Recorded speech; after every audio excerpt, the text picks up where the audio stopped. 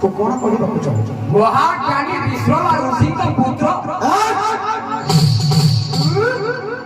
ଉଚ୍ଚ ଭାଷାରେ କଥା କହନା। ବର୍ତ୍ତମାନ ଏଇଆ ହେଉଛି ମୋ ରାଜଦରବାର। ମୁଁ ଯାହା ଚାହିଁବି ତାହା ହବ। ଯାହା କହିବ ମୋ ଆଡ଼େ ଦେଖ। ଯାହା କହିବୁ ଧୀର ସ୍ଥିର ସହିତ ପ୍ରଥମେ କହିବୁ। କଣ କହିବାକୁ ଚାହୁଁଛୁ? ପ୍ରଥମରେ ତ କର ଯୋଡ଼ି ଚଢାଉଛି ପ୍ରଭୁ। ଆଉ କଣ କହିବି? କଣ କହିବୁ କଣ କହ। କହିବି? ମାତାଙ୍କୁ ସମର୍ପଣ କର ଆଉ ଏଇ ଲଙ୍କା କଣ୍ଟକୁ ଭୋଗ କର। ନ କଲେ ସମସ୍ତେ ମରିବୁ ଭାବି।